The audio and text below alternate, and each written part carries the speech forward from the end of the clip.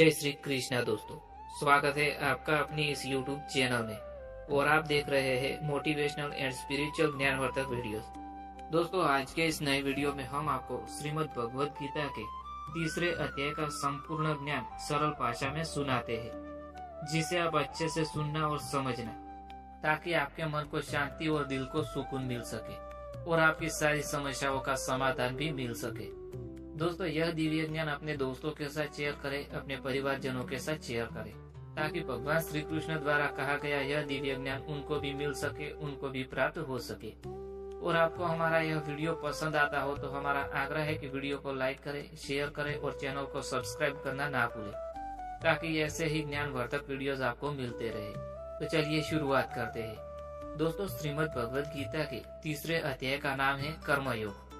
इसमें श्री कृष्ण अर्जुन को निष्काम कर्म की महिमा समझाते हैं और यह भी बताते हैं कि मनुष्य को बिना फल की चिंता किए अपने कर्तव्यों का पालन करना चाहिए। इस अध्याय में 43 श्लोक है, जिसमें श्री कृष्ण कर्मयोग के सिद्धांत को विस्तार से समझाते हैं। इस अध्याय में अर्जुन भगवान श्री कृष्ण से प्रश्न करते हैं। अर्जुन संशय में है। वे श्री कृष्ण से पूछते हैं कि यदि ज्ञान अर्थात सांख्य योग श्रेष्ठ है तो वे उन्हें कर्म अर्थात कर्म करने के लिए क्यों कह रहे हैं। वे स्पष्ट रूप से समझना चाहते हैं कि उन्हें क्या करना चाहिए, ज्ञान के मार्ग पर चलना या कर्म करना।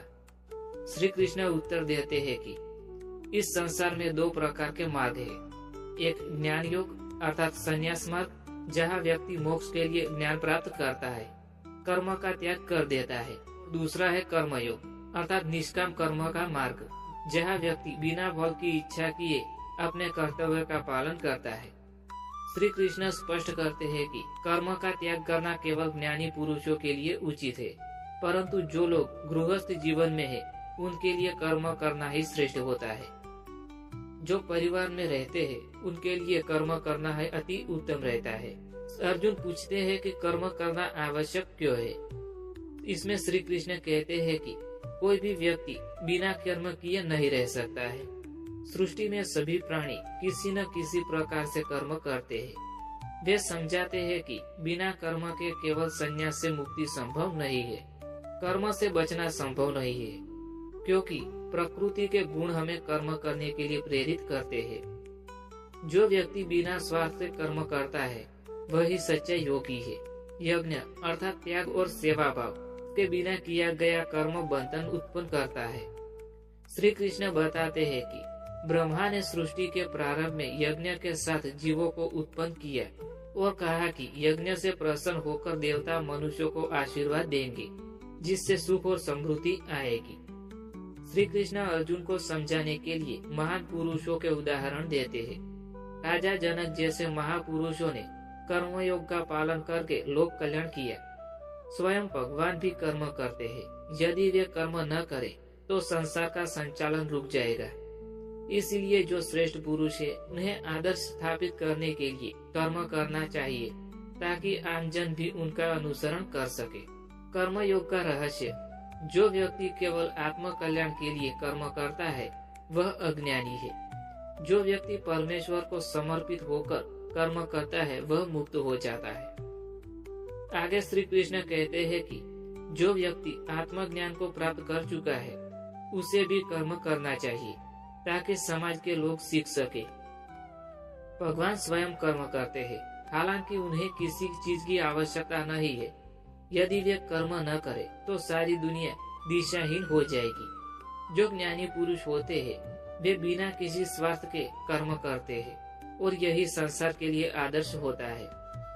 किसी भी कार्य को करते समय फल की इच्छा नहीं होनी चाहिए।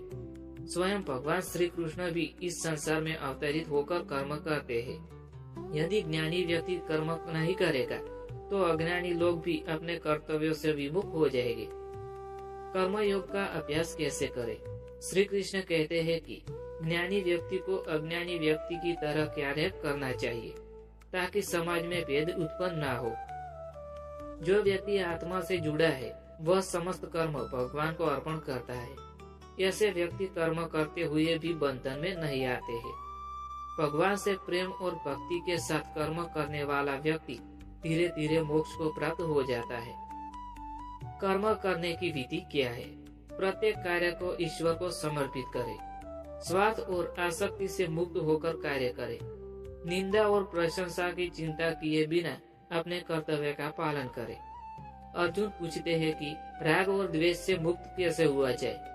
श्री कृष्ण कहते हैं कि जो व्यक्ति उनके उपदेशों को श्रद्धा और प्रेम के साथ स्वीकार करता है वह मुक्त हो जाता है। लेकिन जो लोग उनके ज्ञान को नहीं मानते हैं वे अज्ञान के अंधकार में फंसते रहते हैं।